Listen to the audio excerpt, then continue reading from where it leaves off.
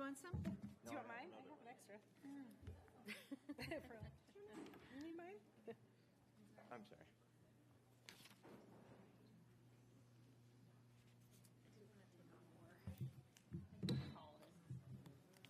Good evening.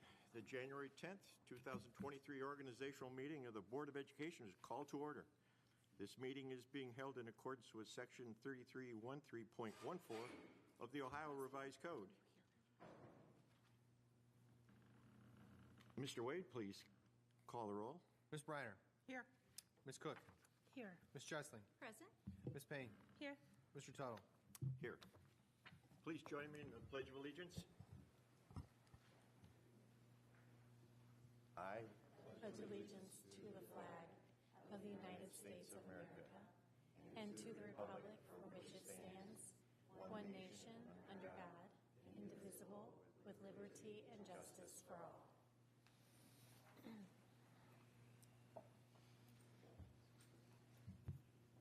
At this time, we have the nomination and election of the president. Do I have any nominations? I nominate Tom Tuttle.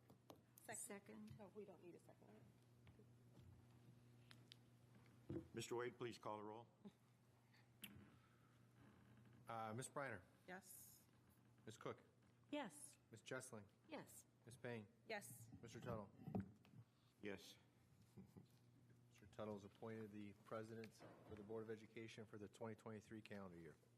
Thank you, Mr. Wade. Now we have the nomination and election of the vice president. Do I have any nominations? I nominate Maggie Cook. Second. Please call the roll, Mr. Wade. Just 1 second. Ms. Briner. Yes. Ms. Jessling. Yes. Ms. Cook. Yes. Ms. Payne. Yes. Mr. Tuttle. Yes. Ms. Cook has been nominated and voted in as Vice President of the Board of Education for 2023. Thank you. Congratulations, Mrs. Cook. Thank you. Congratulations yourself. Next, we have the board representative appointments. Do I have a volunteer for OSB legislative liaison? I'll do it. Mary Briner. Thank you. It's appointment. No vote is necessary. OSB student achievement liaison. I would be happy to continue that. I enjoy it. Thank you. No votes necessary. Representative Mentor Schools Foundation. Do we have it? I'd love to continue in that capacity if I may. Thank you. Appointment. Thank you. Appreciate that. Now we have a place and time for regular Board of Education meetings. Do I have a motion? So moved. Second. Would you like me to read that to the record? Okay. All right. Mr. Wade, please call the roll. Ms. Briner. Yes. Ms. Payne. Yes. Ms. Cook. Yes. Ms. Jessling. Yes. Mr. Tuttle. Yes. Motion carries 5-0. Thank you. Finally, we have approval of agenda items 9 through 27. Do I have any discussion before the motion on any one of those? I do. Please? I have discussion on 9, the membership to the Ohio School Boards Association. So I'm struggling with this. And the reason why I'm struggling is because it is a 501c4 organization, which means that it's not a 501c3, which is a charity. It is an organization that has lobbying efforts, and they can actually politically back candidates. So that's, I guess, my struggle is I don't mind the courses, even if I don't agree with some of the courses. I have no problem if anybody wants to go to training. I think they have a vast array of different courses that they offer on the entire political spectrum, we could say. So my issue is not with that. I am surprised that our membership doesn't include training automatically. So regardless of our membership, we still have to pay a fee for our courses that we attend. So the question that I kind of was asking, and I know, Mr. Heath, you provided this paper for me with what our membership does include. And I guess I'm not certain that the amount of $10,000 is worth it for the membership and the things that we are offered, especially with that 501c4 status and their lobbying efforts. I just feel like there is a perception in the community that we've all talked about before, where people think that we are pushing political ideology or we stand with one side politically. And I think that only furthers that perception out there, that if we decide to use taxpayer money to support an organization's lobbying efforts at the state and federal level. So that's, I guess, what I'm just struggling with. I would be happy to hear, from you guys if you feel that it would be a wise decision to use taxpayer dollars to put towards political lobbying efforts. Well, the legislative platform that was introduced and that we reviewed at our special work session is an amalgam of the viewpoints of dozens and dozens of districts across the state of Ohio. And that gives direction to those lobbying efforts for OSBA to support maybe a particular initiative or to share concerns about another. And so from my standpoint, and given the fact that we had very successful experience in our superintendent search and our treasurer search, utilizing their services, not that we couldn't use them anyway. So I don't think that it's necessarily contingent on that, but I do think that they've proven themselves to be an excellent partner supporting best practices for us as a board. There have been times that I've taken advantage of free little seminars, webcast kinds of things, and their publications to us. So in general, I think that our investment in that organization helps it to continue to exist. And if they didn't have the support of lots of districts across the state, we wouldn't have that quality, perhaps. So I'm in favor of continuing our relationship with them. And we've been a member, I don't know how long, as long as I'm aware. Our membership in OSBA goes back a long time. Just because of that's not a reason to continue. But I think that in general, their support, their work, their publications, their legal feedback on various things that come up adds value to us as a board and our ability to govern thoughtfully. Thank you. I mean, you definitely bring up some good points, and I wouldn't disregard all of those points. My issue truly is just the political aspect of it, the lobbying, just because I feel like the delegate assembly is great, but only one person from each board represents the board, and we all here have different views, so do our community members. So that's the part that I just struggle with, and I don't know that I can get behind that given the perception that is out there in the community. I don't want to necessarily add to that perception. So I can appreciate that viewpoint. I mean, I just wanted to add that I also value their expertise that they've had when I've had questions. They've always been willing to answer, so it's a nice piece to fall back on. Their publications I find very valuable. Also the searches that we've done, but to your point, we could have used them either way. The trainings that we've had, I thought were very important. To your point with the lobbying, I understand, where some people might have concerns with that. The legislative, the way that the lobbyists receive their, kind of marching orders to lobby and what legislation to lobby for or against is done at that legislative platform, that's a vote of so many different schools, and it's all on people that are entrusted with their communities to fight for public education. And we all took an oath to fight for public education here, and I'm hopeful that the people that are there and that are lobbying are lobbying for public education causes. I don't have a problem with any of their legislative platforms. So it's, for me, I feel that it's something that I want. I want them to lobby for public education. I can appreciate that. I think sitting in the delegate assembly and listening to the debate that lasted, I don't know, Mr. Tuttle, maybe 4 hours on parental rights, and ultimately probably about 85% of the delegates there turned it down, did not support the parental rights platform. So there have been, there's a pretty good awareness now that that was turned down pretty universally. I mean, it wasn't very well supported during the delegate assembly.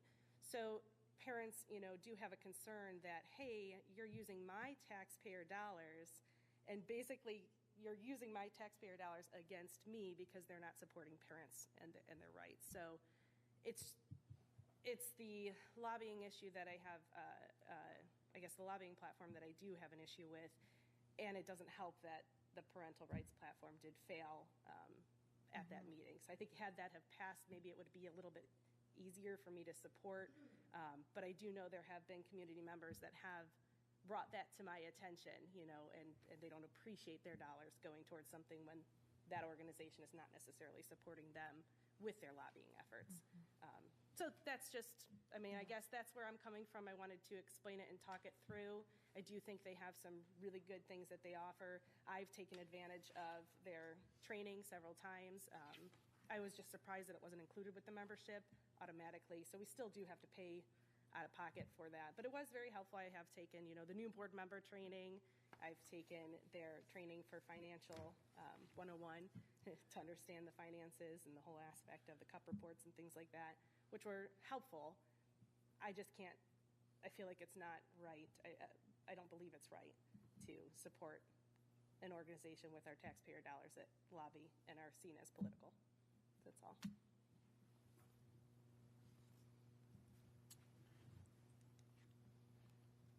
Everybody's looking to me.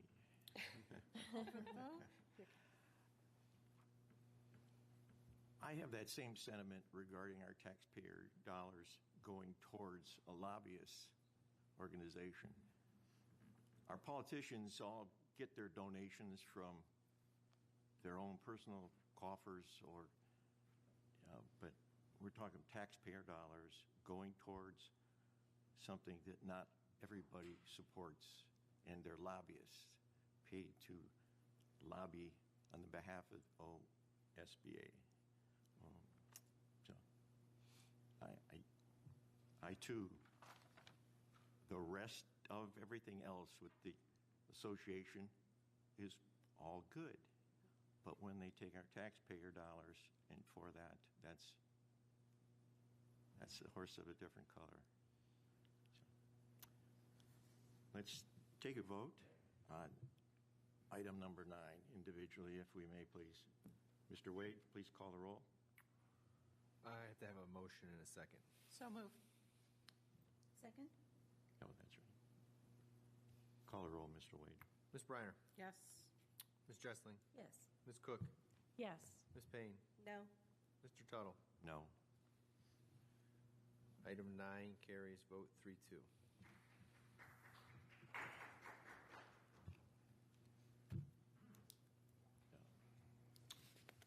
The remaining items on the list, 10 through 27. Any discussions on those, please? If not, do we have a motion for all of them at once? So moved. Second? Mr. Wade, please call the roll. Ms. Briner, Yes. Ms. Jessling, Yes. Ms. Cook, Yes. Ms. Payne, Yes. Mr. Tuttle. Yes. Motion's carry 5-0. Thank you. Motion to adjourn? So moved. Second.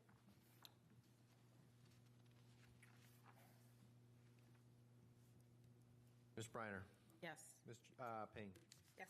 Ms. Cook, Yes. Ms. Jessling, Yes. Mr. Tuttle. Yes. Meeting is adjourned at 6:49 p.m.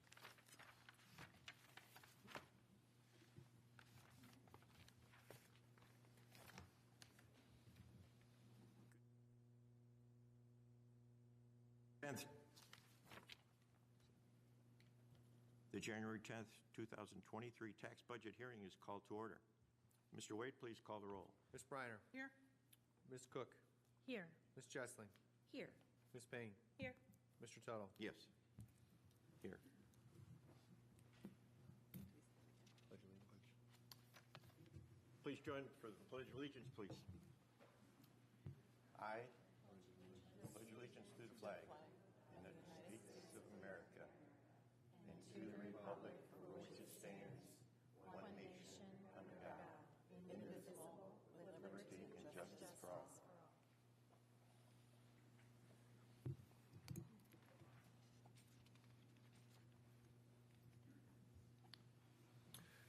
Mr. Wade, report of the financial officer, please. Presentation of the fiscal budget. Mr. President, members of the board, Mr. Heath, the tax budget is an annual regulatory requirement for us to identify and justify the need for previously authorized tax revenue, which we then allow for us to collect our voter-approved revenues for our general and permanent improvement funds. We published the hearing as required by law in the News Herald on December 28th. This hearing is required for us to allow the board and community to share comments or questions. No vote is necessary at this point, as we will approve the tax budget at our regular meeting. Additionally, the tax budget hearing is the first step for us in budgeting for the next fiscal year. By no way does this budget demonstrate our complete analysis of our expenditures. That process will begin in the spring, around or just after we have the second formal process when we approve the official certificate of estimated resources. Again, this hearing tonight is to meet our regulatory needs, and I accept any comments in the form of the board or the community at this time.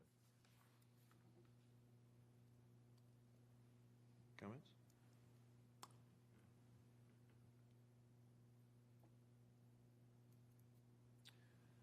Being heard none? Yeah, Go no ahead. vote needed, so we conclude my portion of this hearing. Adjournment. Mr. Wade. So moved. Second. Ms. Jessling. Yes. Ms. Payne. Yes. Ms. Briner. Yes. Ms. Cook. Yes. Mr. Tuttle. Yes. Meeting is adjourned at 6:52 p.m.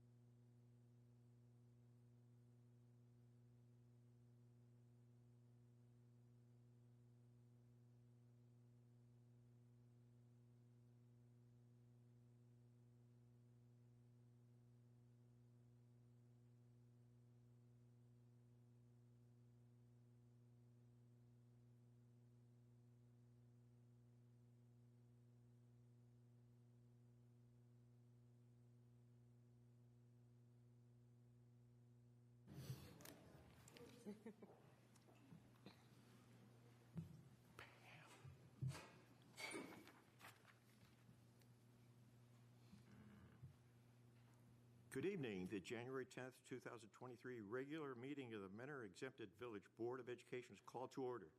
This meeting is being held in accordance with Section 3315.15, 3313.15 of the Ohio Revised Code. Please place your mobile phones on silent mode for the meeting. Mr. Wade, please call the roll. Ms. Briner. Here. Ms. Cook. Here. Ms. Jessling. Present. Ms. Payne. Here. Mr. Tuttle. Here. Thank you. Please join me in the Pledge of Allegiance. I pledge allegiance to the flag of the United States of America and to the republic for which it stands, one nation under God, indivisible, with liberty and justice for all.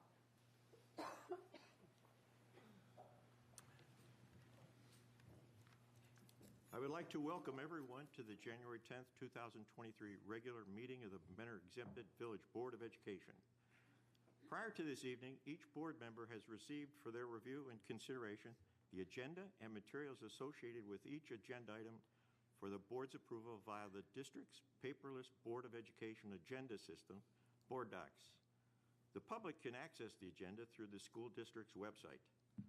The agenda is available through the district's website for public viewing the Sunday prior to the board meeting. Board members have the opportunity to call the superintendent and chief financial officer for information concerning agenda items and to request, if needed, additional information. There are 2 places on the agenda when the board entertains comments from the community. The first hearing of the public is dedicated to those who wish to address the board on agenda items only. The second hearing of the public is dedicated to those who wish to address the board on any subject, whether it be an item on the agenda or another issue. To participate in the hearing of the public section, interested speakers must sign up prior to the start of the meeting. Sign-ups are available online through the school district's website or on-site prior to 7 p.m. When it's your turn to speak, you'll be called to the microphone. When addressing the board, please state your name and address questions to the board president. Each person may speak only once per segment, and comments are limited to 3 minutes. The purpose of the hearing of the public is for our community members to address the board. The board continues to welcome feedback from the community as an important component to conducting business. This is an information gathering opportunity for the board and administration so we can work to best serve our community. If at the end of the public participation we do not make a statement, please know this in no way demonstrates a lack of care for comments shared by our community. Rather, we want to be thoughtful in our approach, and we will provide a response in a timely manner when appropriate. This meeting is being televised live and on a delayed basis and will be shown on Spectrum Cable 1026 in Mentor and Channel 1025 in Mentor on the Lake. This meeting is also being recorded and can be found on our YouTube channel, Cardinal TV, Mentor, Ohio.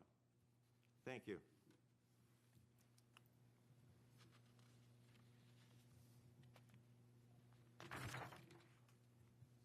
At this time, we have district highlights and recognitions by Mr.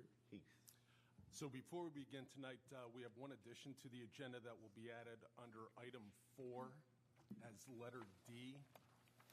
And I believe the resolution was put at each of your desks here before we started. This is a resolution to accept a memorandum of understanding with the Mentor classified employees regarding the creation of the Material Handler 1 position. So just wanted to make sure we had that noted before we started. And I'll address that again during my presentations. Thank you, Mr. Heath. Thank you. Good evening, Mr. President, members of the board, and Mr. Wade. I would like to invite Mr. Casella to the podium to recognize the outstanding achievement of our cross-country athletes. Mr. President, members of the board, Mr. Heath, and Mr. Wade, it's my pleasure to be here this evening to recognize members of our boys and girls cross-country teams who this past November qualified and competed in the state cross-country meet in Columbus. Both teams had solid seasons competing in some of the most competitive meets across the state of Ohio and outside of the state of Ohio. The girls team actually finished the season as district runner-up this year. And at the Boardman Regional, the competitive season paid off as the girls team actually got one of the qualifying spots in our state meet. Our athletes ran some of their best times of the year at the state meet and represented Mentor High School very well. I would ask head coach Bill Dennison, along with assistant coaches Rick Prainer, Maddie Hall, and Karen Sleeter to join me up front to help me recognize our members of our cross-country team. Team, as you come up, please come up front here, shake hands, address with the board, and wait here till we're all done. We had one member of our boys cross-country team who finished 23rd overall in the state meet. That's Billy Dennison. Come on up, Billy.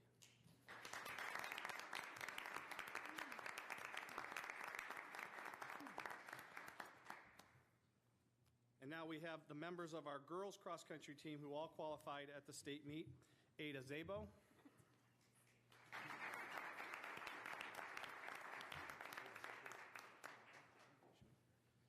Lexi Sindrick.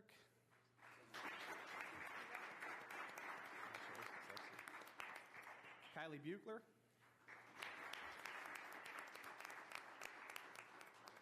Addie Lyles.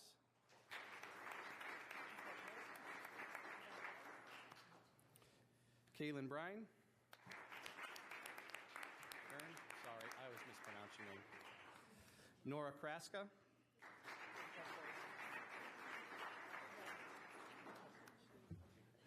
Maddie Clark.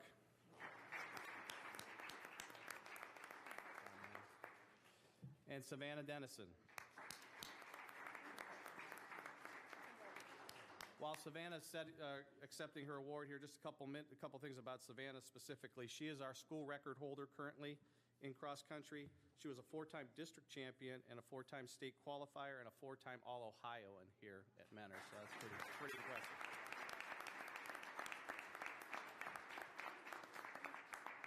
Please join me on congratulating them on a great season. It's been a while, but they did well and represented our community very well down in Columbus. Thank you.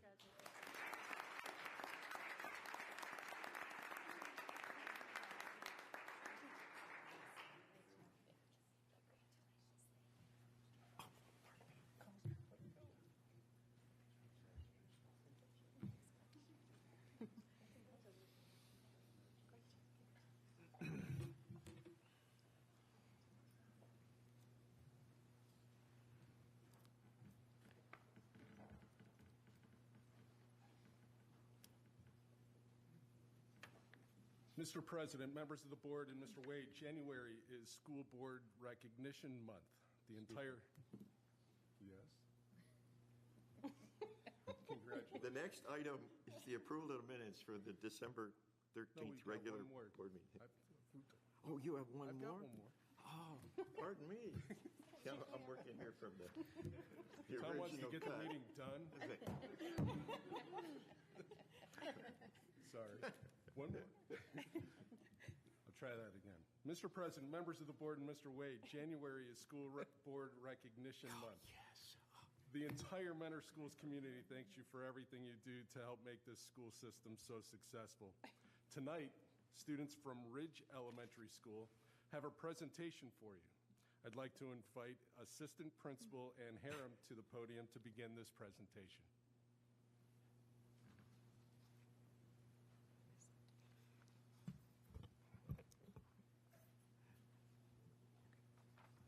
Mr. President, members of the board, Mr. Heath and Mr. Wade, thank you for allowing Ridge Elementary to present for Board Appreciation Month on behalf of all of the Mentor schools.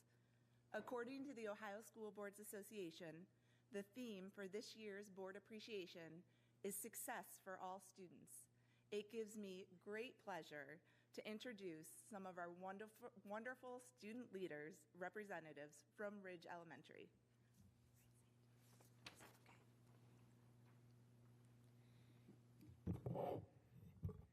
Ridge students learn about core values to demonstrate success in all that we do.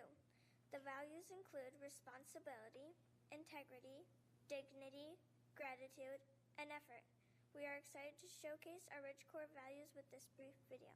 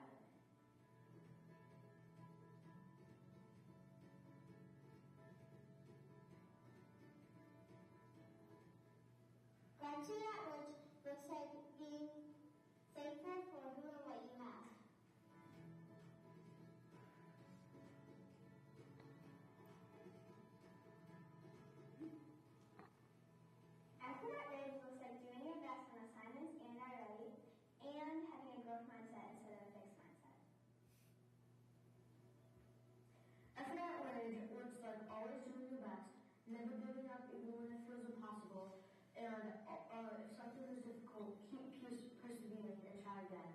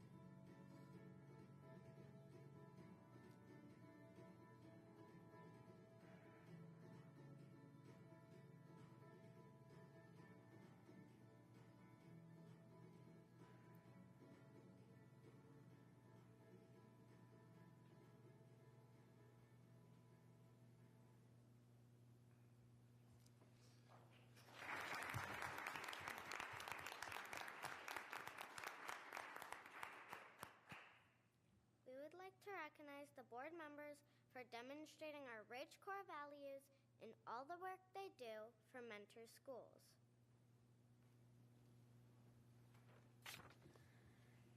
The R in RIDGE stands for responsibility. Mrs. Briner demonstrates responsibility in her role by being a dedicated board member for 16 years, supporting countless teachers and students in the Mentor Schools.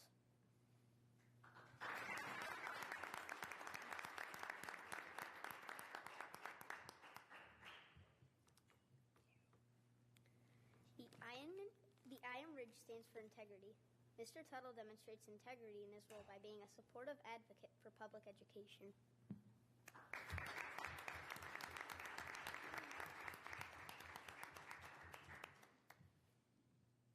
The D in RIDGE stands for dignity.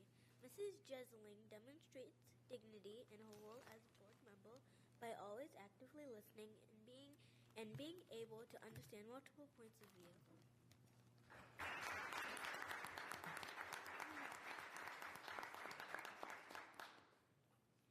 The G in RIDGE stands for gratitude. Mrs. Cook demonstrates gratitude each month by showcasing and highlighting all the positive accomplishments with Mentor Schools, students, and staff.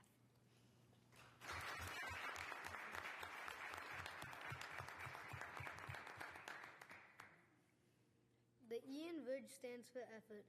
Mrs. Payne demonstrates effort in her role as board member by always being attentive and thorough in her role as a leader in our community.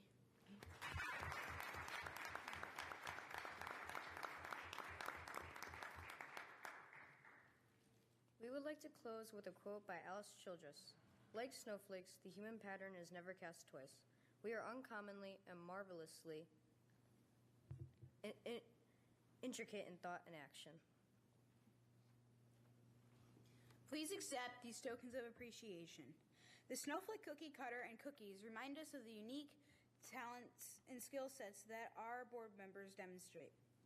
And the snow globe at your seat reminds us of the beauty that is created when we all work together towards a common goal of success for all students. School board members, on behalf of Ridge Elementary and all of Mentor Schools, we thank you. We hope you all continue to glitter, sparkle, and shine in all that you do to support success for all students and staff of Mentor Schools. Thank you, Ridge Elementary.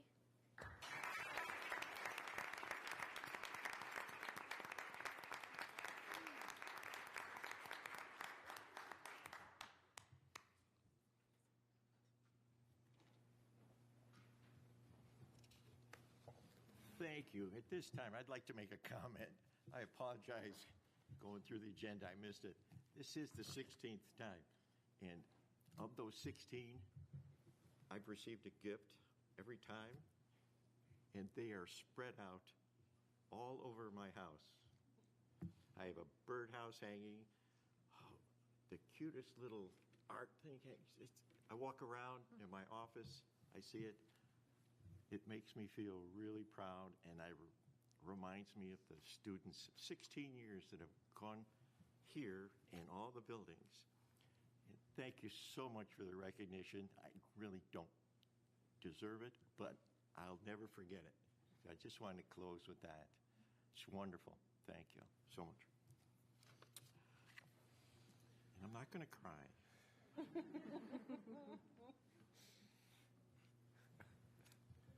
So next item, get this right. Approval of the minutes for December 13th, 2022 regular board meeting. Do I have a motion of approval? So moved. Second? Please call the roll, Mr. Wade. Ms. Payne? Yes. Ms. Jessling? Yes. Ms. Briner? Yes. Ms. Cook? Yes. Mr. Tuttle? Yes. Minutes approved 5-0. Next, we have hearing of the public on the agenda items only. We do not have anyone signed up for agenda items. Do None. we want to allow the visitors to take a quick break so anybody who... No. Okay. I want you to stay. I love you all. But you must go home and study. Do your schoolwork. And coaches, thank you so much. Thank you. You want to take a minute We'll break? we'll take a minute break. Yeah. Thank you.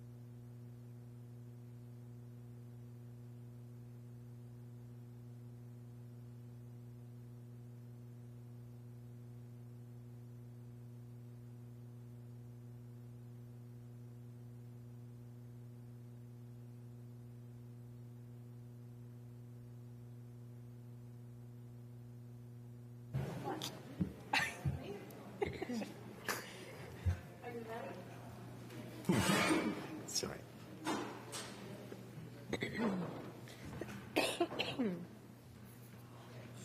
reports and recommendations. Next, we have the superintendent's reports and recommendations. Mr. Heath? First, I want to thank each of the board members for their service to our community as we celebrate School Board Appreciation Month.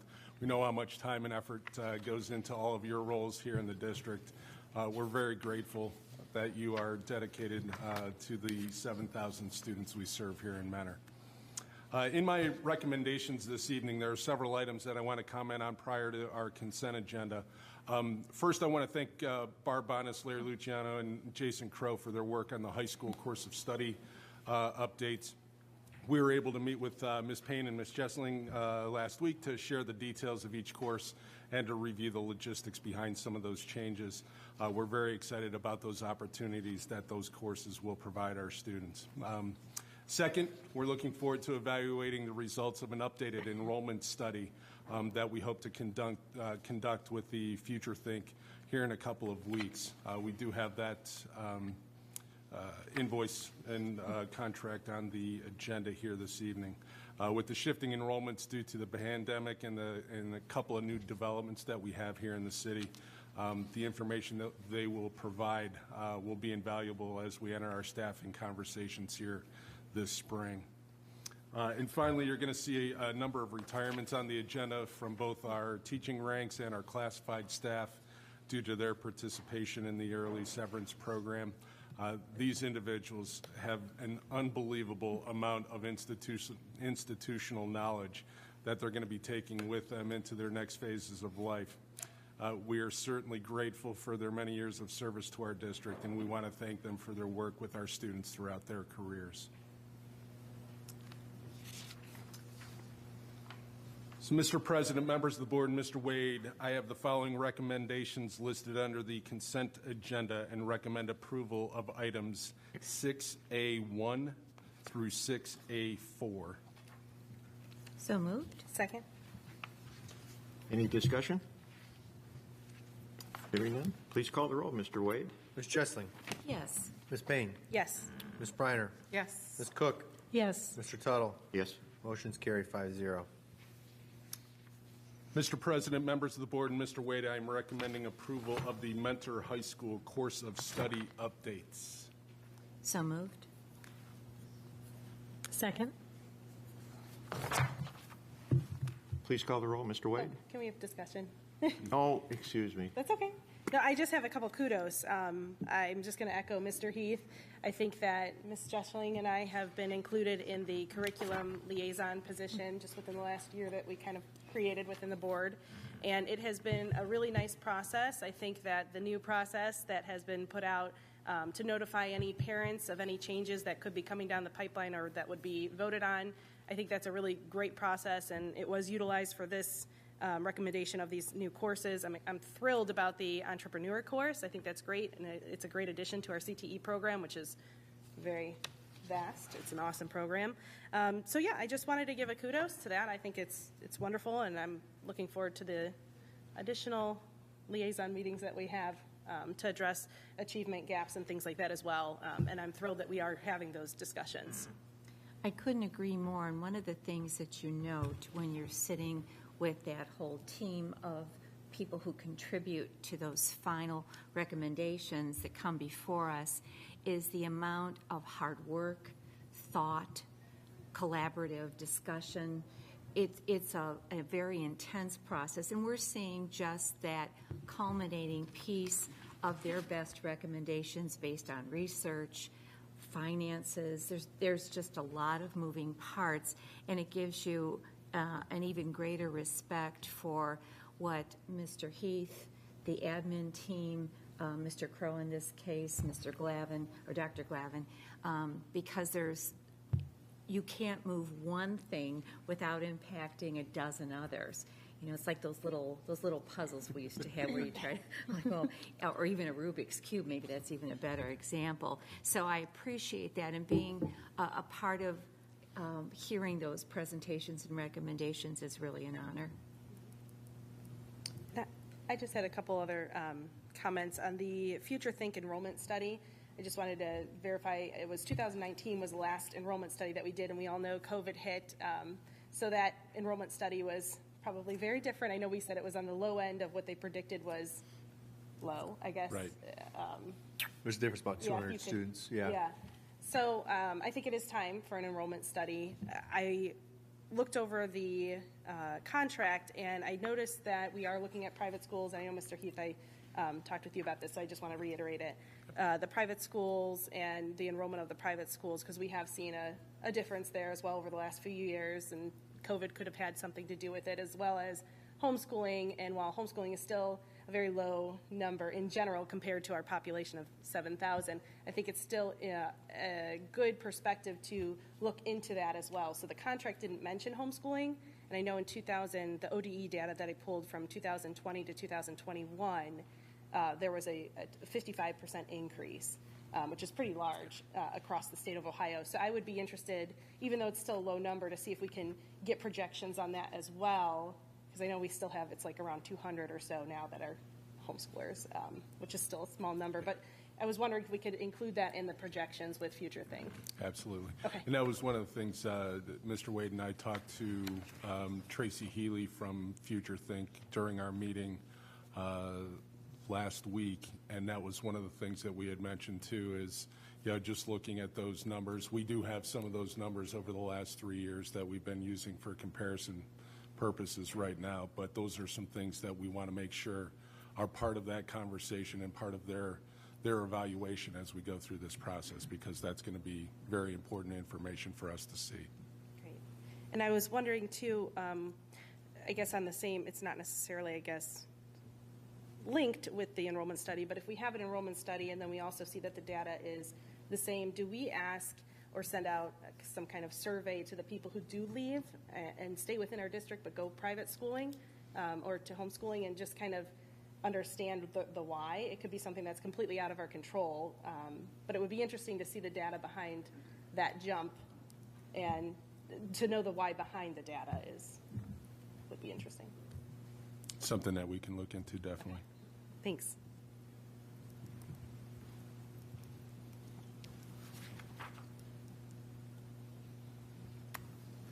Any other discussion on the remaining 3 and 4? I'll ask for votes on those in a second. Okay. Yeah, because you're going to vote on those individually, correct? Yes. Okay, let's vote on the first one. Call the Ms. roll, Jessling. please. Yes. Ms. Cook. Yes. Ms. Briner. Yes. Ms. Payne. Yes. Mr. Tuttle. Yes. Motion carries to approve the courses of study, 5-0. Mr. President, members of the board, and Mr. Wade, I'm recommending approval of the Future Think enrollment study proposal. So moved. Second? Please call the roll, Mr. Wade. Ms. Payne. Yes. Ms. Jessling. Yes. Ms. Briner. Yes. Ms. Cook. Yes. Mr. Tuttle. Yes. Motion carries 5-0. Mr. President, members of the board, and Mr. Wade, I am recommending approval of the Lakeland College Credit Plus Partner Agreement. So moved. Second? Discussion? Mr. Wade, please call the roll. Ms. Briner. Yes. Ms. Jessling. Yes. Ms. Cook. Yes. Ms. Payne. Yes. Mr. Tuttle. Yes. Motion carries 5-0. Mr. President, members of the board, and Mr. Wade, I am recommending approval of the Spectrum Enterprise Service Order. So moved. Second? Discussion? Mr. Wade, please call the roll. Ms. Briner. Yes. Ms. Cook. Yes. Ms. Jessling. Yes. Ms. Payne. Yes. Mr. Tuttle. Yes. Motion carries 5-0. Mr. President, members of the board, and Mr. Wade, I am recommending approval of Agenda Item C1 related to certified personnel, and C2 through C4, all related to human resource matters. So moved. Second? Discussion? I just wanted to ask, I know we have the severance program, and that's why we're seeing so many people, on this. And I didn't know, along the same lines of the survey, I think it's really valuable to sit down and have like an exit survey or an exit interview from an HR perspective, because these are people who have been with us for a long time, and they're input is really valuable, and they can let us know what we've been doing good, what we could do better. So I would like to see if we could do something like that. I think it would be helpful and beneficial to gain knowledge. We do. We do. Okay. Mrs. Burnett meets So- with everybody who either retires or Great. resigns throughout, whether it's at the end of the year or throughout the year. Okay, one-on-one. Yep. Okay, great. Yep. Awesome. Thank you. Thank you. Mr. Wade, please call the roll. Ms. Jessling, Yes. Ms. Cook, Yes. Ms. Briner, Yes. Ms. Payne, Yes. Mr. Tuttle. Yes. Mr. President, members of the board, Mr. Wade, I am recommending approval of Agenda Item D that was added to the agenda at the beginning of our meeting, which is also related to human resource matters. So moved. Second. Was that Ms. Briner? Yeah. Thank you. Discussion? Mr. Wade, please call the roll. Ms. Briner, Yes. Ms. Jessling, Yes. Ms. Cook, Yes. Ms. Payne, Yes. Mr. Tuttle. Yes. Motion carries 5-0. This concludes my portion of tonight's agenda. Thank you. Thank you, Mr. Heath. Board of Education report and recommendations. Do we have any board business? No. Next, we have the legislative report. Mrs. Briner? Okay, thank you. During the lame duck session, the General Assembly sent numerous bills to Governor Mike DeWine. He has signed into law several of these bills, and they are as follows. House Bill 45, which allows the state tax commissioner to administer a 2-month amnesty program in 2023 with respect to delinquent state, local sales, and use taxes, and also certain fees. The bill also provides approximately $1.7 billion in elementary and secondary school emergency relief fund, or ESSER funds, appropriation authority to schools, as requested by the Ohio Department of Education, ODE, increases the Disadvantaged Pupil Impact Aid, or DPIA, phase-in for fiscal year 2023 from 14% to 33.33%, and provides $112 million for additional grants under the School Safety Grant Program.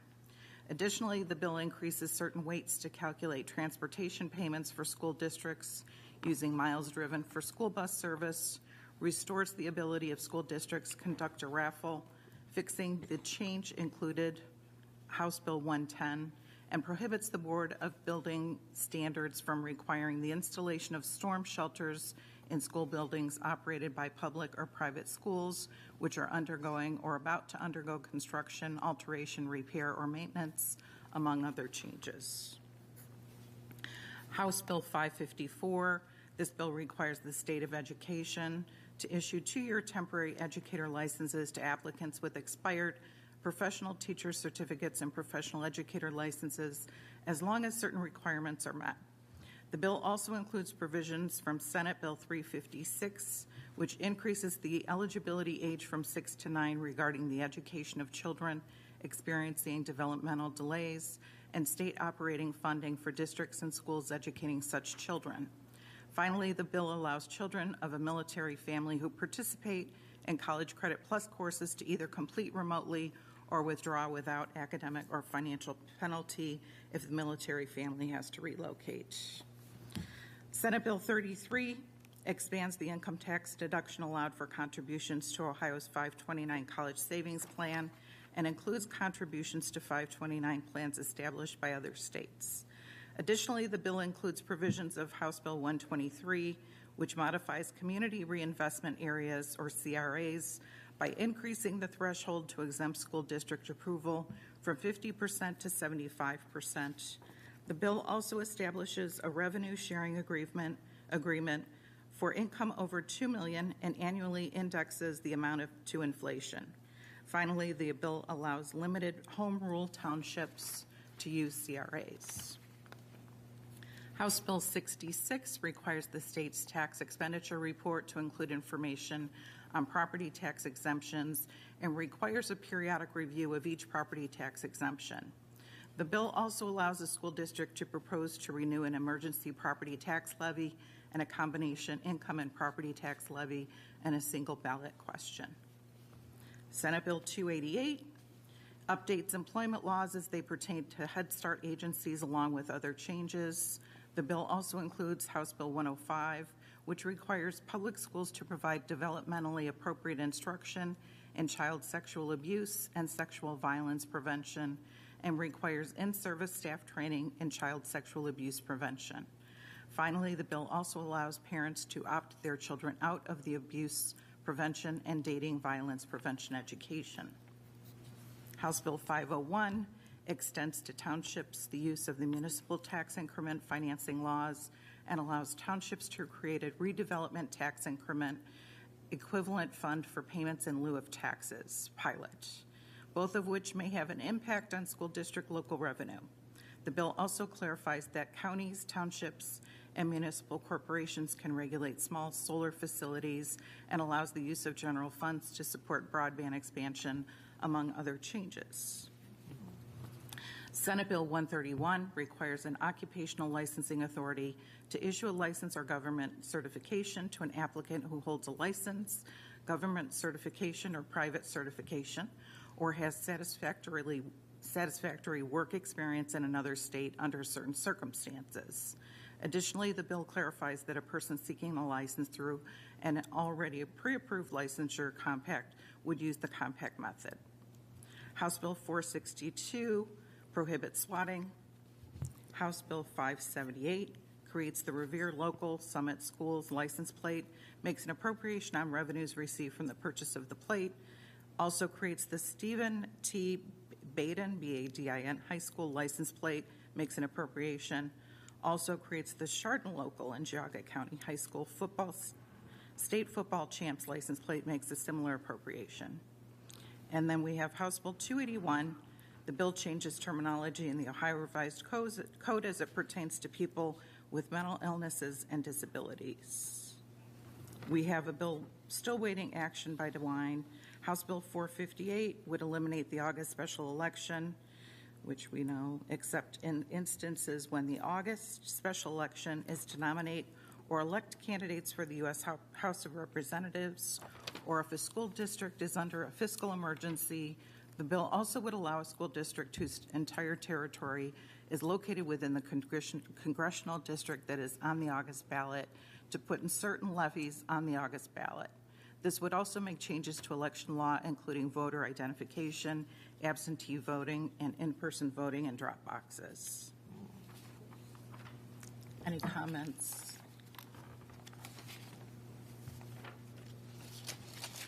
Thank you, Mrs. Briner.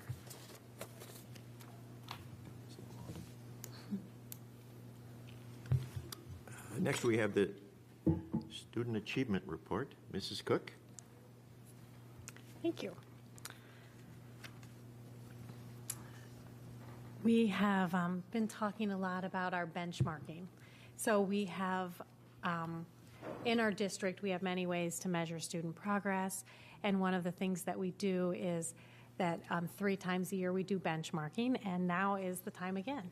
So our students in grades kindergarten through 10th grade will participate in reading and math benchmark assessments this month. The iReady and STAR data will be used to measure our student growth. And at the primary level, teachers will also administer one-on-one assessments focusing on phonics and other literacy skills. Teachers will use the data to guide student instruction, intervention, and enrichment. And at the district level, the district leadership team will review the data to make adjustments for improvement. The Mentor Area Chamber of Commerce has once again provided an opportunity for our superintendent to share a State of the Schools presentation with the community during its January luncheon meeting on the 24th. Mr. Heath will showcase student and staff achievement as well as provide updates on our strategic plan initiatives around education, resources, safety, and community partnerships. The Mentor School District Spelling Bee is scheduled for Monday, January 23rd. The bee will be held in the auditorium at Memorial Middle School with the elementary spelling bee for grades 4 and 5. The building champions will begin at 7 p.m. And then the full district spelling bee, including the champions from grades 4 through 8, will begin at 7:30. The snow date for this event will be Tuesday, January 24th. And then the winner of our district spelling bee then moves on to compete at the Lake County Spelling Bee. This will be held on Wednesday, February 1st at the Auburn Career Center Presentation Center. It will begin at 6 p.m. And the snow date for that event will be Monday, February 6th. Today I decided to add a couple pictures for us so you don't have to just look at me. And on November 22nd, the Mentor Schools held their new Cardinal Connect Business Advisory Council. Cardinal Connect BAC was designed with the idea of bringing together education and business leaders to engage in dialogue, build trust, and identify strategies that transform the student learning experience. This collaboration will focus on regional economic drivers and needs with an emphasis on work-based learning opportunities. We are excited to share that we had a record number of participants attend our new BAC format, and the next meeting will be on January 18th. Our current college students and recent college graduates were invited to the 4th annual Career Bound College Intern and Job Fair on December 20th at Paradigm, right here. Our students had the opportunity to explore a 2023 summer internship or permanent position. Over 39 participating companies attended, including Lincoln Electric, Dollar Bank, Freedon Corporation, and Component Repair Technologies. Approximately 60 students registered to attend, representing over 29 colleges and 13 local high schools, and more than half of the participants were former Mentor High School graduates. On December 22nd, our high school men and women's wrestling teams hosted Pin for a Purpose at the Mentor Fine Arts Center. It was a great show. If you've never been able to watch wrestling in a comfy seat, this was one. And Mr. Heath and I really enjoyed it. Proceeds for this event helped support 3 people battling cancer in our community, including a current teacher, a sophomore at Mentor High School, and a 2016 Mentor High School alumni and former wrestler. Our wrestling teams battled on the mat while baskets were raffled and T-shirts and bracelets were sold, and Pin for a Purpose raised $5,500. Great job. Very good. This weekend, our high school speech and debate team competed, and congratulations to Caitlin Wong, our tournament champ in informative speaking. Caitlin also earned her 4th bid and is qualified for the state speech and debate tournament. Doug Slavinky earned a 5th place finish in dramatic interpretation, and the team also awarded their own Cardinal Achievement Award to Sydney Vitalik. Congratulations, Cardinals. Recently, our Mentor Fire EMT Academy was in the news. I hope everyone got a chance to see that. It was on Spectrum and in the newspaper. And our career training program partnership has been in effect since 2020 with the City of Mentor. It combines classroom and laboratory activities to provide students with a foundation in a career as a firefighter, EMT, or an EMS dispatcher. The Academy's inaugural class graduated in June of 2022, and one student is already engaged in new hire training with the Mentor Fire Department. Mentor Fire Chief Robert Suro stated that some of our best firefighters are Mentor graduates, and that he looks forward to continuing that tradition well into the future. And I think we do too. So keep up the great work, Cardinals, and I hope to see your picture on the screen soon. Thanks. Thank you, Mrs. Cook. Excellent report. Next, we have the Chief Financial Officer's report and recommendations. Mr. Wade. Mr. President, members of the board, Mr. Heath, thank you. Wait for Mr. Lynch to get that.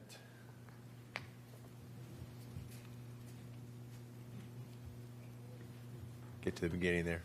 Thank you, Mr. Lynch. So we are presenting our December financial update. We are halfway through our fiscal year at this point, so we've concluded 6 of 12 months of the fiscal year, again, because remember, our fiscal year starts on July 1st. It does not align to the calendar year, so just as a reminder. Right now, we're projecting revenues to come in at about $254,000 higher than projected in our November forecast, and our expenses are coming in $107,352 less than we were projected in that forecast as well. So We continue to refine our forecasting to be as close as we possibly can to our forecast with the help of our analytics system at the request of our Citizens Financial Advisory. I just heard business advisory, so now I got that in my head. But Citizens Financial Advisory always challenges the CFO prior to myself and to me to be as close as possible so that when we're looking at our 5-year forecast, that we're making as accurate as decisions based on that information, and we're trying to be relatively accurate on that. With that, we're looking at an operating deficit this year of $17,331,961. Revenues this year are trending pretty close to what we had last year at this time, only a difference of $155,000, and a lot of that comes down to timing and our investment income being higher than we were last year at this time because interest rates, as they've went up, for us, helps us because we're in safe investments. So typically when interest rates are going up for the rest of the community, not necessarily a good thing, but from investments that the district has to make, that causes our rates to go up, and we're seeing higher than almost 3.5%, 4% in sometimes on some of our investments, and our interest rates that we're receiving were prior to when I first got here, we were seeing less than 1%. So that's helping us with our investment income going up, as I've mentioned before. Overall, our income for the year is up $2.7 million. And again, that kind of goes back to what we've been seeing with regards to investments and increases in state revenue account for about $1 million of that, mostly in the form of restricted and unrestricted funds. And our local tax reimbursements coming in about $700,000 more as well.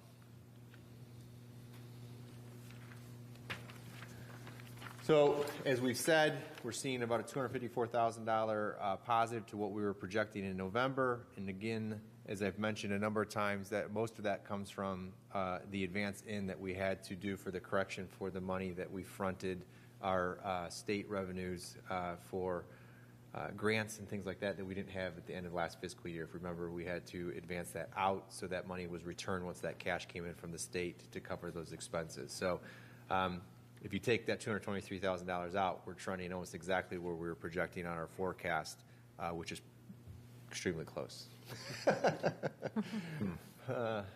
Sometimes closer than I want it to be.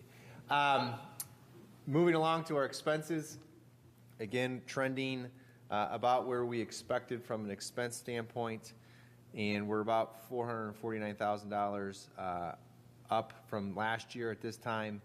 Again, most of that comes down, and we look at where we're at this year in comparison to last year. So really, it's the yellow box at the bottom that really matters, that $10.8 million. If we look at our expenses last year to this year, that seems like a huge jump. But again, I'll remind everybody that comes from the amount of money that we transferred out of the general fund into our capital reserve fund to fund the next 3 years of capital projects, because we are, for all intents and purposes, subsidizing improvements and maintenance of our facilities out of the general fund in an underfunded permanent improvement levy. So if you take that $14 million out, and then we transferred about $4 million, we're actually pretty even. That $10 million, if you were to take that, the difference between what we transferred out last year into the capital fund versus the $14 million that we transferred out this year, that's about $11 million difference. So that means our expenses are about the same as they were last year, which goes back to some of the cuts that we made in this year's budget, as well as some of the underspending that we're seeing. And some of that could be timing too. So I don't think we should pat ourselves too much on the back at this point because we still have 6 months left to flow out. But I think it's important to point out to the community that all things considered, we're about where we were last year. As we've seen 7 to 8% inflation rates across the country, as we're all very well aware, there's things that we can't control when it comes to inflation. And some of that goes back to negotiations with reducing healthcare costs and the like. We just approved the retirement of 58. I did this literally in executive session as well, and I should have probably looked it up. But 58 employees on a severance plan, classified and certified employees, and we've run the analysis on that. And if we don't replace 6 of those employees, 3 certified, 3 classified, which we've talked about with the board as a minimum amount of employees that we wouldn't replace, we're going to improve our cash balance in our 5-year forecast by $5 million through this incentive program that we've had. So another way for us to find ways to save money in a creative fashion without having to affect our class sizes as our enrollment continues to decline. And I will provide to the community the data point. If you remember from my September presentation and my November presentation, I showed the graph that showed enrollment was declining and staffing was going up, and we talked about that from regards to COVID and some of the changes we've made. That new data from last year is in, and we saw a decrease in staffing, but we still know that there's areas that we could probably continue to reduce staff, particularly since we have the number of employees that are retiring. This would be the opportune time to do that. And I know Mr. Heath and his leadership team and I have had many discussions and are committed to doing that along with the board. So I think it's important to point that out when we look at expenses for this year and going into the future. That being said, we're $107,000 to the good or less than we had projected in November. If you're a math person like me, you look at that. If you're a normal person like most, we all are, we're all normal, right? $107,000 seems like a lot of money. But when you compare it to a budget of $124 million, that means I'm 0.089% to the good. That's not very good. I mean, it's good because I projected well, right? We could say that that's great. I could give myself a 99.91%, as Mr. Wilson used to grade himself in the past. I will just say to the board of the community, as we try to get closer, there could be a month where we're actually to the worst. We're pretending, as we try to get so close, 0.089% isn't a very big margin for error. So with that, we will track our spending and continue to look at the analytics month over month to make sure that where we're trending high or where we're trending low and kind of doing that. So we have areas where we earmark to the budget where we're below budget and where we're at budget, and we're constantly looking at those areas so that when we have discussions, Mr. Heath and I, we can say, okay, hey, we're trending a little bit higher here. Why is that? And some of it's out of our control, like in our 470 accounts, which is our tuition reimbursement accounts that we have to pay other districts for students with special needs for special education. We can't control that sometimes. Those are things that are kind of governed by federal requirements. And if we have students that we have to have educational needs that are outside of that cost us a little bit more, that's our obligation.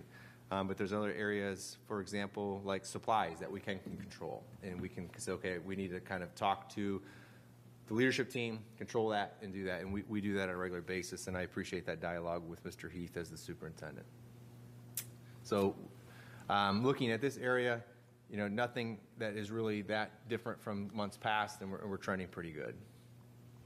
So all in all, we're trending better than the forecast by about $350,000. So, that's a positive, and we'll continue to monitor as we move forward for the second half of the fiscal year. Happy to answer any questions. Thank you for initiating that reduction through the retirements. I think that's always the preferred way. The timing is perfect, as we're trying to right-size our staffing based on our actual enrollment, and gives us opportunities to make replacements actually that modify costs, and our health care is impacted. So lots of positives as a result of that initiative. So very grateful. Thank you. It's a win-win. It's 25 teachers, 32 classified. 57. 57. I knew it was 57-ish. So with that, too, I would just remind to the board and the community, with the last contract negotiations, we did we'll have some savings that will be a little bit harder. They're a little bit more of a softer savings, as we refer to them as all those people as they're replaced. I think we can all understand if we don't replace them, there's a savings there. If we're replacing them with less experienced people, there's a savings from the salary decrease, but there's also a savings on health care for us because our new health care insurance program that we passed in both collective bargaining agreements speak to a coordination of benefits. So if the employees coming in and their spouse have access to insurance, they have to take their insurance that's offered to them. They can't necessarily be on ours. So that will reduce, as we're self-insured, that will reduce the risk to the district in that and help us control our health care costs as well. So we'll see 57 more people that will have that we wouldn't have seen as quickly as we are based on that severance program. So a collaborative effort with everybody involved, the board, the administration and the teachers in the classified union, so I thank them for their support in that as well. Thank you, Mr. Wade. Mr. President, members of the board, Mr. Heath, I ask for the approval of items 8B through H. So moved. Second? Discussion, anyone? Please call the roll, Mr. Wade. Ms. Cook? Yes. Ms. Jessling? Yes. Ms. Briner? Yes. Ms. Payne? Yes. Mr. Tuttle? Yes. Motion's carried 5-0. Next on the agenda, approval of the fiscal 2024 tax budget. Mr. Wade, anything? Would you like to? That's what we had our hearing on Yes. beforehand. So this is the first step in the budgeting process for the next fiscal year. This allows us to get approval from the board to get approval from the auditor for the voted revenue that we've already approved from the tax base. Thank you. Do we have a motion? So moved. Second? Discussion? Any? Please call the roll, Mr. Wade. Ms. Jessling? Yes. Ms. Payne? Yes. Ms. Briner? Yes. Ms. Cook? Yes. Mr. Tuttle? Yes. Motion carries 5-0. Next on the agenda, unfinished business. We had none. New business? I didn't come with any new business, but as I was getting to the bottom of my stack here, I saw the Ohio Department of Education letter. Do you guys all have that? Is everybody? Okay. So we haven't discussed this yet. I don't know that here and right now is the place to do that, but is this something that we would anticipate? It's a letter about the resolution to oppose the proposed changes to Title IX and to affirm parental rights and local control of Ohio K through 12 education, just for other people who are tuning in or listening. I don't know if this, or if you could answer, Mr. Heath, like, do we need to have a discussion on this at some point? Because could it change what our current guidelines and current processes are around Title IX issues or bathroom usage or that kind of stuff? Yeah, this was something that the State Board of Education had passed back in December and directed the state superintendent to present that language to superintendents and board members across the state. That's all that was directed at this point. If it's something that this board wanted to have conversation about in the future, we certainly could. Those letters just came to us yesterday as part of that directive. So we're just fulfilling our obligation to provide that information to each of the board members. If that's something that would want to be discussed in a later meeting of some sort, we can certainly do that. Okay.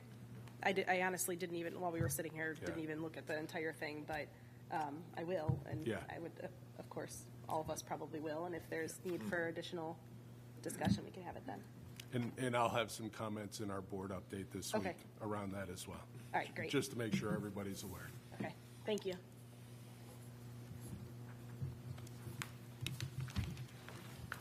Next, we have hearing of the public on any topic. We had 7 people sign up prior to the meeting, so I have a list here, and I'm just going to go top to bottom, just in order that I got them. So the first person that I have is Mr. James Cherian.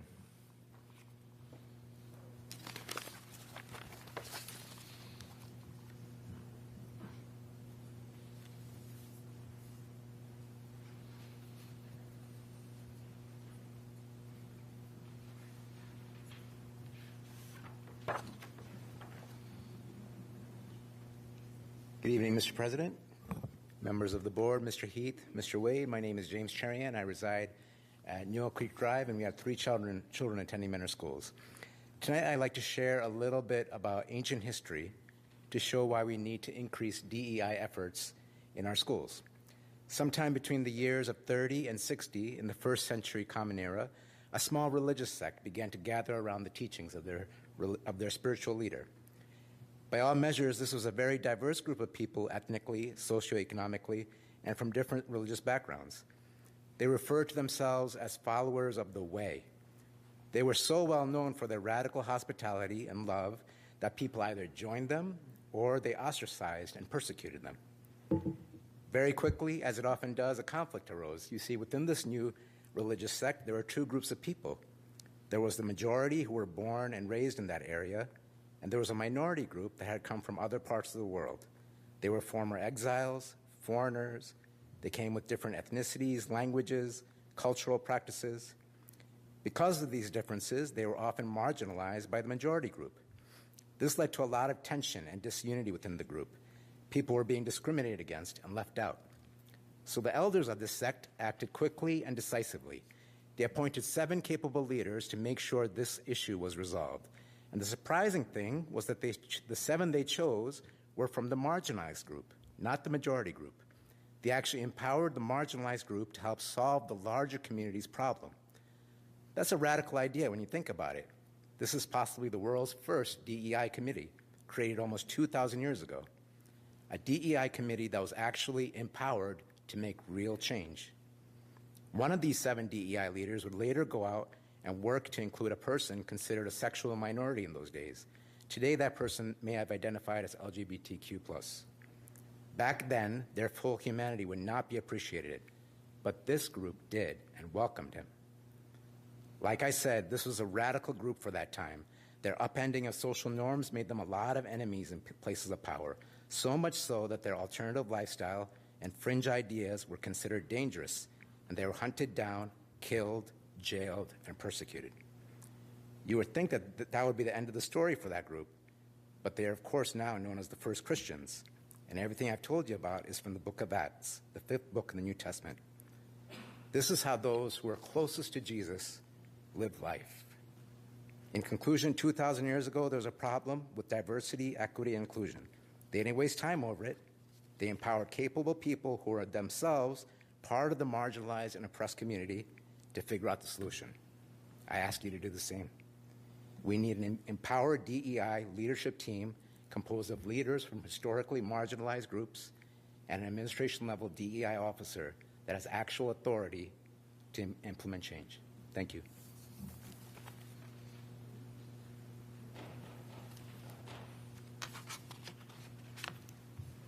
Our next speaker will be Lynn Mazika.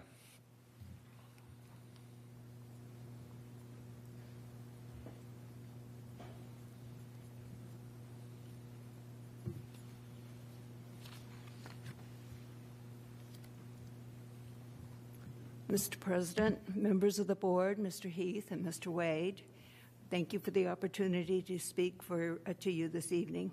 I speak for some of the members here tonight and the 248 members of the Support Public Education and Mentor Group and many of the silent but mighty majority in this district.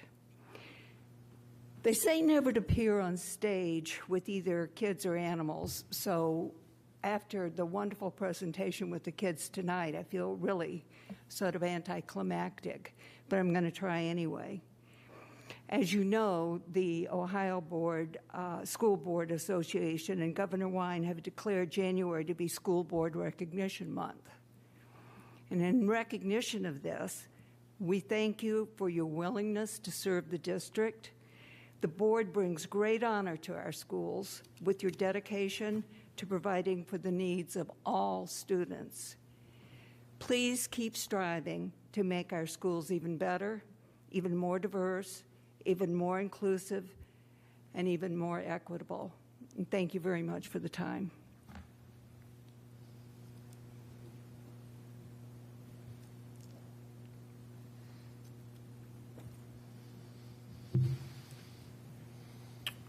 Our next speaker is Jacqueline Mick.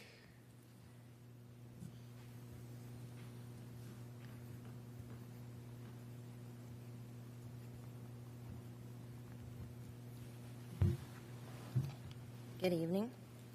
I'd like to reiterate some of the things I've mentioned in the past, especially knowing that you're looking for a $2.5 million levy in November and a renewal levy, not to mention another $5 million in November of 2024.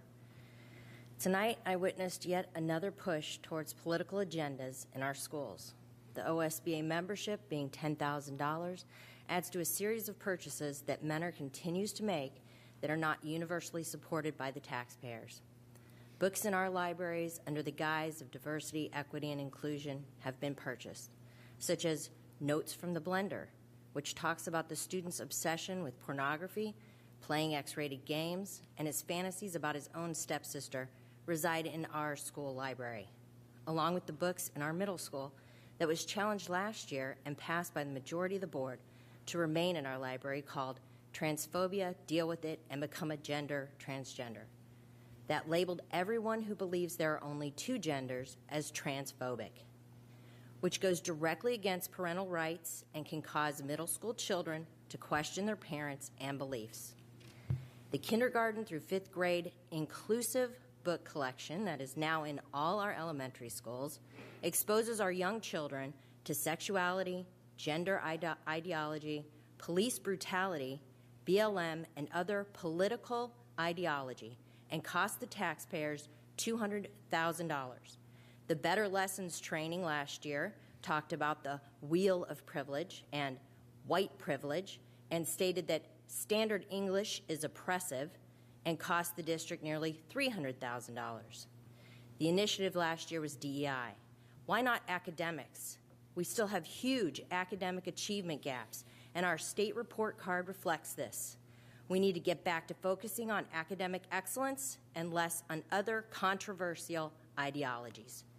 Remember, in order for a levy to pass, you will need support of most of the taxpayers and voters. It is clear from the last election that Mentor does not have a large liberal support base, yet you continue to appeal to that side of the political spectrum. I would ask yourselves, if these facts were in front of every taxpayer, do you still think a levy would pass? This is something you should consider prior to making such decisions. In fact, I urge you to review the results from the last election prior to making further decisions that don't reflect the majority of taxpayers' beliefs in our city. You will see the overwhelming support of Republicans in the last election for our city. Our schools should not be a place for political ideology. They should be neutral. If you continue to support organizations and curriculum that go directly against parental rights or taxpayers' beliefs, we will ensure you are supported the same way you have supported us, and we will vote down all future levies. Thank you.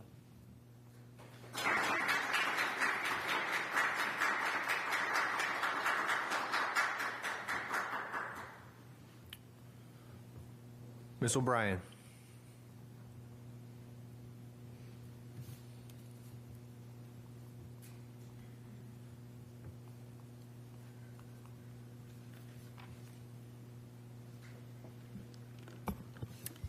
Thank you. I must confess, I share and echo the words of the lady who had just preceded me. The balance to that is that I really enjoy coming here and seeing the young students and hearing about the achievements of our students overall. That is what I would like to see and hear more of. But we continue to be disappointed by your decision-making, because this wasteful, reckless spending of taxpayer money has got to stop.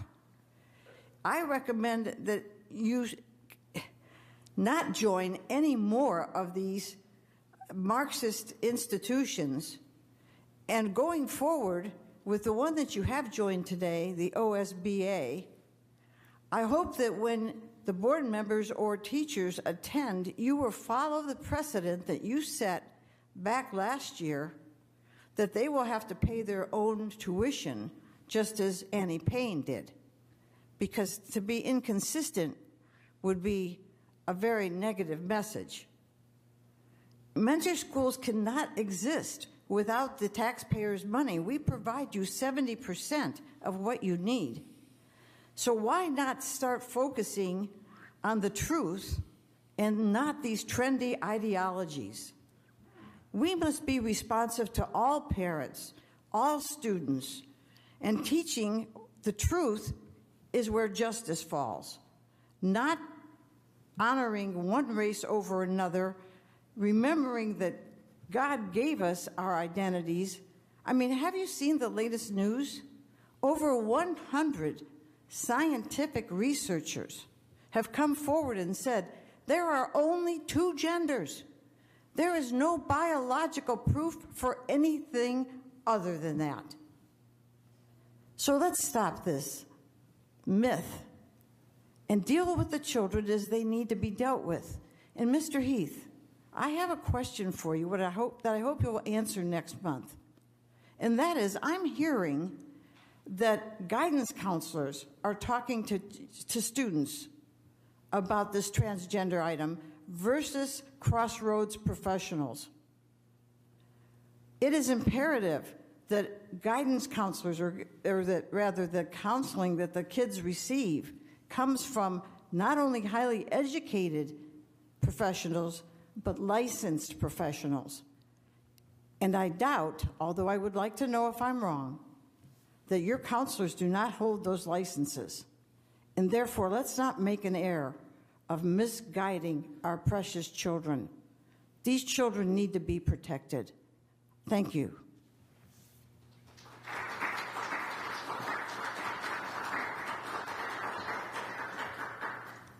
Ms. Wall.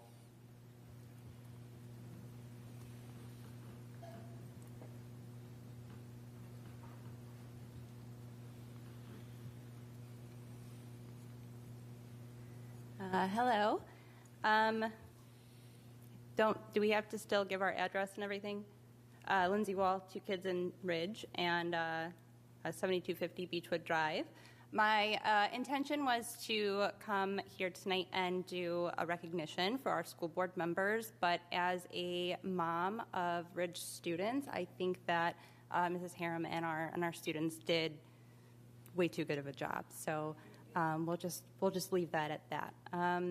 I also wanted to point out the article that was in the News Herald about our new superintendent and his ideas for the future and enjoying the direction that our school district is going. I could not agree more. I know he is a really big advocate for the CTE programs, and I am really looking forward to all of the wonderful things that come in the future. I do, real quickly, I want to try and read something that I found last night, since I'm not going to do the same presentation that the students did. I stumbled upon this on social media, and I sent it immediately to both of my son's teachers because it just holds a lot of truth. So this is quoted. They don't know who the author is, but it starts like this. 6 years ago, I considered going back to school to get a certificate in elementary education. I thought teaching would be a pretty sweet gig with summers off to spend with my kids. I got a job working as a substitute teacher in our district with kids in grades K through 8. Figured I should test the waters a bit, and boy, am I glad I did, because those waters are deep and rough, and you pretty much need to be an Olympic swimmer to remain there, which I quickly realized I am not. I am patient, I am kind, I adore children, but I am not a superhero, and quite frankly, that is what it takes to be a teacher today. It takes knowing exactly what to do when the tough kid walks into your classroom and with tears in his eyes because his dog died last night. It takes knowing exactly the right way to help a child who struggles desperately in math without destroying their self-confidence. It takes maintaining your composure when 27 children at 27 different reading levels with 27 different personalities are all vying for your attention at the same time. It takes having a strong stomach because you will be dealing with puke and blood and boogers, so many boogers, and all kinds of other gross things. It takes knowing how to discipline without causing embarrassment. It takes being able to handle a constant level of noise that would make most people's heads spin. It takes being able to handle your heart breaking when you see an innocent child hurting from a difficult family situation that you were powerless to change. It takes being able to appear confident when you have no idea what the answer is. Because I bet it takes giving it your all for the short time they are yours, knowing that what you say, what you do, and what you model may have an impact on that child for the rest of your life. Because I bet every single one of us can name our second grade teacher, and to this day, a few times a month, I stroll through the school entrance, and it goes on to go on about how he respects the teachers, and he's glad he's a sub. So to our teachers, thank you for all that you do.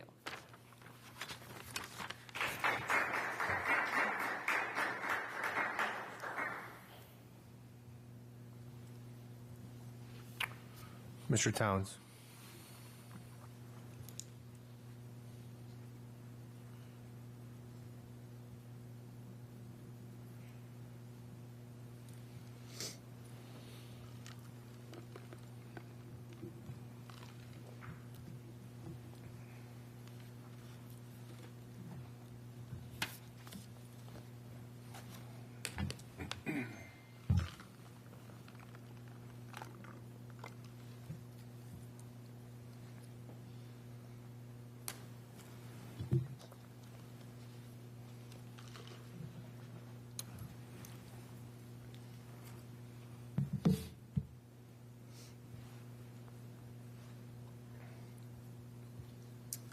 Good morning, good evening. Thank you. I'm Brandon Towns, Marine Parkway, two little girls, one of which is here from Orchard Hollow.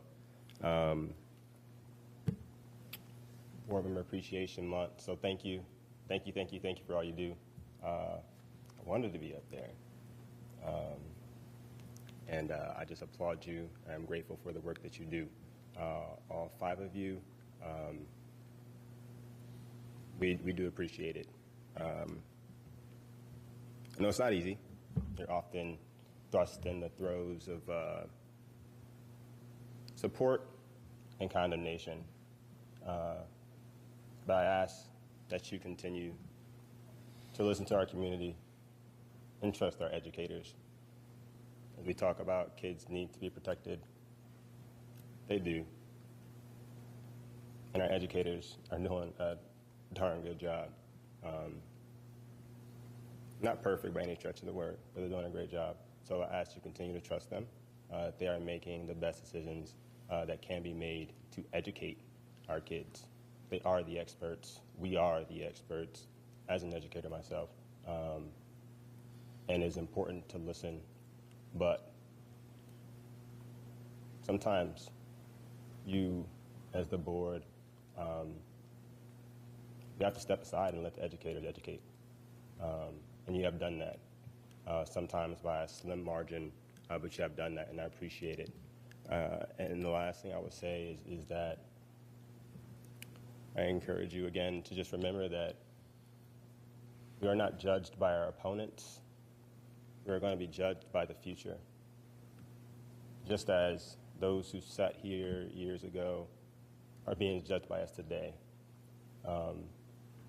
Those who were historically oppressed were oppressed in a day and age where they didn't think they were doing anything wrong. They thought it was their religion that gave them the right to do that. They thought it was their privilege, the color of their skin, that gave them the right to do that. And we now know that that was wrong. That was an atrocity. We know that now. They didn't know that then. May we continue to push for the eradication, the obliteration of the oppression of marginalized people. I believe we are close. I believe we are so close. We are not there yet. We have heard things in this room today that show us that we are not there yet. And may we continue to fight for every student, not every belief, but every student. And then we will be better and better.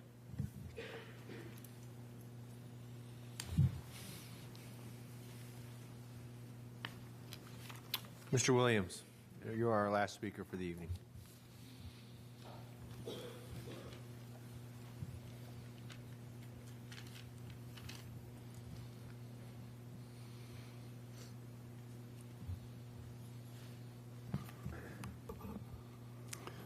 Mr. Heath, Mr. Wade, school board members.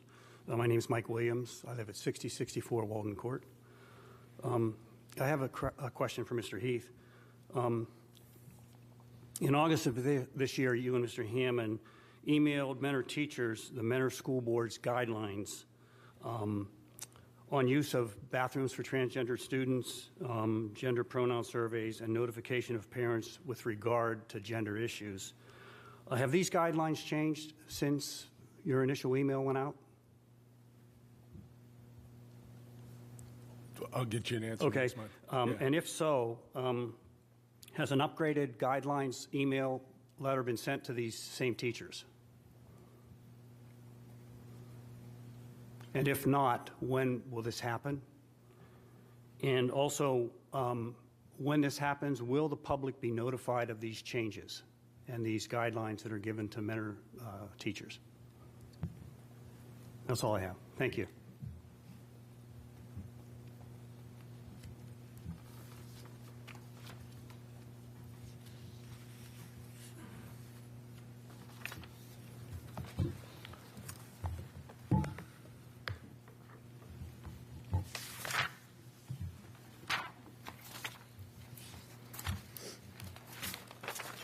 We will not be going into executive session. The meeting is...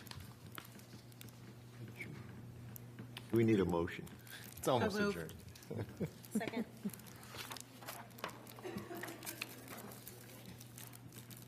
Want me to call roll? Call the roll, please, Mr. Wade. Ms. Briner. Yes. Ms. Cook, or excuse me, Ms. Payne. Yes. Ms. Cook. Yes. Ms. Jessling. Yes. Mr. Tuttle. Yes. Meeting is adjourned at 8:24 p.m.